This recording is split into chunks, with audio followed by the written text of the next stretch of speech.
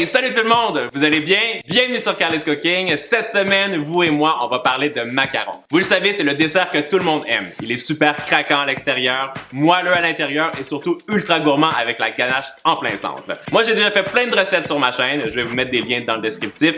Mais il y a une question qui revient à chaque fois, c'est quelle est la différence entre le macaron français et le macaron italien? Aujourd'hui, je vais tout démystifier ça pour vous et si vous regardez la vidéo jusqu'à la fin, vous allez être des pros du macaron. Mais avant ça, là, je sais que je vous ai déjà mis l'eau à la bouche, mais je vais quand même vous parler rapidement de l'histoire du macaron. Ça a été créé au Moyen-Âge et à la base, c'était seulement un gâteau qui était fait à partir de blanc d'œuf, de sucre glace et de poudre d'amande. Et c'est seulement qu'en 1830, où on le connaît sous sa version actuelle, où on l'a garni avec de la ganache en plein centre. Mais avant de commencer, si tu es nouveau sur ma chaîne, abonne-toi parce qu'on fait toujours ici des recettes super gourmandes, des challenges, c'est toujours hyper drôle. Pense aussi à activer la cloche. Ding! Comme ça, tu vas recevoir une notification à chaque fois que je mets une vidéo en ligne. Et maintenant, vous avez faim? Allez, c'est parti! La première recette qu'on fait aujourd'hui, c'est un macaron français. C'est vraiment très simple à réaliser et surtout, la différence avec le macaron italien, c'est que tu n'as pas besoin de ça. Tu vas voir, c'est beaucoup plus simple, tu peux le faire à la main. Et je vous présente les ingrédients. Vous allez avoir besoin de la poudre d'amande, du sucre glace, des blancs d'œufs, du sucre, du colorant. Bien sûr, je vous ai mis toutes les quantités exactes dans le descriptif. Et maintenant, approchez-vous, je vais vous montrer comment faire. Je commence par récupérer un grand bol et je vais combiner en même temps la poudre d'amande et aussi le sucre glace. Et je vais mélanger ça rapidement juste avec ma maryse pour que ce soit bien homogène et surtout pour qu'il n'y ait aucun grumeau à l'intérieur. C'est super important de bien écraser tous les petits morceaux de poudre d'amande avec la spatule ou avec la maryse, comme ça devient très fin. Vous voyez, là c'est nickel. Je récupère ensuite un moyen bol, je verse les blancs d'œufs à l'intérieur, j'ajoute une petite touche de colorant en gel, je verse aussi une petite quantité de sucre et je vais mélanger avec ma mixette à vitesse très basse pour commencer pour que ça devienne bien mousseux. Quand vous avez cette texture-là bien fluffy, on va ajouter la moitié du sucre et on mélange à nouveau.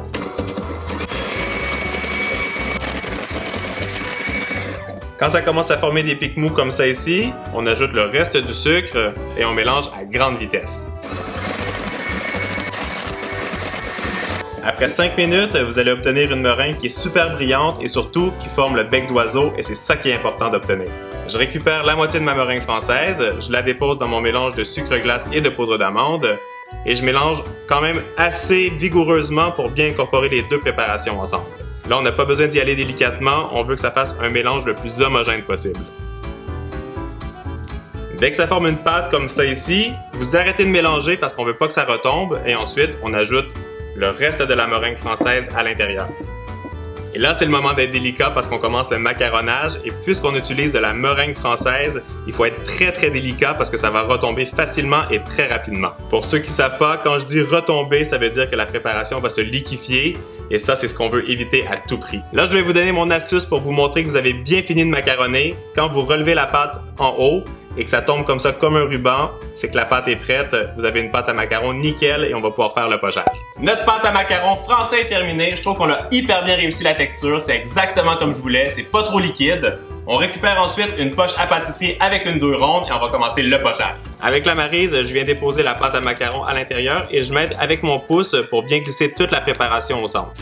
Je referme la poche à pâtisserie. Je l'emprisonne dans le creux de ma main et je twist. Et ensuite, on va pouvoir commencer le pochage. J'ai récupéré une plaque de cuisson rectangulaire, j'ai déposé une feuille de papier cuisson sur le dessus. Vous pouvez aussi utiliser un tapis siliconé et je viens déposer un petit peu de la préparation sur les 4 coins pour bien coller le papier à la plaque. Là maintenant, c'est la partie où il faut être concentré. On met la poche à pâtisserie très droite devant la plaque. On appuie en poussant avec la paume de la main et on coupe avec la douille. Mon astuce pour que ce soit facile de faire des beaux macarons, laissez un petit espace entre chacun parce que ça va quand même légèrement s'aplatir pendant la cuisson. Là, c'est sûr, ça a l'air facile, mais vous allez voir au fur et à mesure que vous allez faire vos macarons, vous allez vous améliorer et la technique va vraiment devenir de plus en plus facile. Toute la technique est dans le petit swirl à la fin et hop, voilà. Nos macarons sont bien pochés sur la plaque de cuisson. Il nous reste une étape avant de mettre ça en cuisson. C'est mon étape préférée parce que c'est le temps de se défouler. On va frapper ça sur le plan de travail. La raison pour laquelle je fais ça, c'est parce qu'on veut que le macaron s'étale légèrement et que ça fasse une belle collerette. Et c'est important que le macaron soit pas trop bombé. Alors on continue jusqu'à ce que ça ait la bonne forme. Vous voyez, c'est exactement ça qu'on veut. Le macaron est devenu très lisse, super brillant. Et si vous voyez la comparaison avec l'autre ici à côté, on voit encore la petite partie où on a coupé. Alors c'est exactement ça qu'on veut ici. On a bien frappé la plaque sur le plan de travail. On est content avec la forme de nos macarons. Maintenant, on va les laisser sécher pendant 30 minutes ou comme on dit en pâtisserie, on va les laisser croûter. J'ai préchauffé mon four à 140 degrés Celsius ou 290 degrés Fahrenheit. J'utilise la grille du milieu et ça va cuire pendant environ 12 à 14 minutes.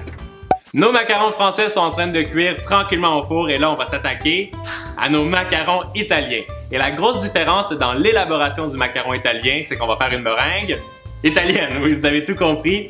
Et pour ça, on aura besoin d'un mélangeur sur socle et aussi d'un thermomètre à bonbons.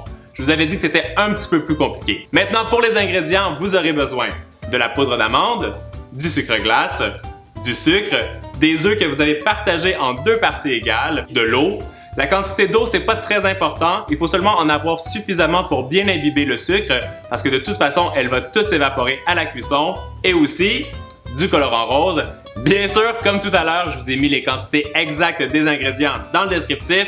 Et approchez-vous, on va faire des macarons italiens. Comme tout à l'heure, dans un grand bol, je vais combiner la poudre d'amande et le sucre glace. Et avec ma maryse, je vais mélanger rapidement pour que ce soit bien homogène en prenant soin de bien écraser tous les petits grumeaux pour qu'il en reste absolument aucun et que ce soit très lisse. Vous pouvez utiliser un tamis si vous en avez à la maison, mais moi je voulais vous montrer une technique où on n'en a pas besoin et qui fonctionne très bien aussi. J'ajoute une partie des blancs d'œufs et je vais bien les écraser et ça va former une pâte qui est très compacte. On a seulement qu'à bien écraser la pâte contre les parois du bol et ça va vous donner quelque chose de super homogène. Notre pâte est prête, elle est bien lisse et très compacte. Maintenant, on va faire le sirop. On va verser le sucre dans une petite casserole avec l'eau et on va le faire cuire. Je le mets sur un feu très élevé, je dépose le thermomètre à bonbons à l'intérieur et on le fait cuire jusqu'à 116 degrés Celsius. Pendant que le sirop est en train de cuire, nous on va préparer les blancs d'œufs. Je verse l'autre moitié dans mon mélangeur, j'ajoute une petite touche de colorant rose, je vais en mettre un peu moins pour qu'il soit plus clair et qu'on voit bien la différence. J'utilise le fouet et je commence à mélanger à basse vitesse pour qu'il devienne mousseux. Quand le sirop atteint la bonne température, je le verse délicatement sur les blancs qui ont monté en neige. Notre meringue italienne est prête. Vous voyez, elle est parfaite, super brillante. Elle forme le fameux bec d'oiseau. Et ce qui est top avec la meringue italienne, c'est que puisqu'elle est cuite avec un sirop, elle est super stable. Alors pour le macaronnage, on va pouvoir y aller à fond. Comme tout à l'heure, je récupère la moitié de ma meringue italienne. Je la dépose dans mon mélange de poudre d'amande et de sucre glace avec les blancs d'œufs. Et je mélange ça vigoureusement pour que ça fasse quelque chose de bien homogène. Écrasez bien la pâte et la meringue italienne contre les parois du bol pour que ça fasse une préparation super lisse. Il faut bien s'assurer qu'il ne reste aucun petit grumeau dans la préparation avant d'ajouter le reste de la meringue italienne. Là, on est bon, on va pouvoir continuer. J'ajoute le reste de la meringue et on va commencer le macaronnage. Et là, quand même, il faut y aller un peu plus délicatement pour pas que la pâte retombe. Pour ceux qui ne savent pas c'est quoi le macaronnage, je vais vous l'expliquer. Vous allez récupérer la pâte qui est dans le fond du bol et vous la remontez à la surface en pliant toujours ça délicatement avec la maryse. Là, vous allez avoir une pâte qui est aérienne et surtout qui n'est pas trop liquide. Et comme tout à l'heure, ça va former un ruban. Là, on va s'arrêter parce que c'est nickel. J'ai mis notre pâte à macarons italien dans la poche à pâtisserie avec la douille ronde comme tout à l'heure. Et maintenant, on s'attaque au pochage. Vous connaissez comment il faut faire maintenant. On pousse, on arrête et on coupe avec la douille. Comme tout à l'heure, pensez à laisser un espace entre chaque macaron parce que ça va légèrement s'étaler à la cuisson. C'est le temps de se défouler encore un peu, on va frapper la plaque. Et là, la différence avec les macarons français, c'est qu'on n'a pas besoin de les laisser croûter, donc on n'a pas besoin de les laisser sécher pendant 30 minutes. On va les mettre directement au four à la même température que tout à l'heure.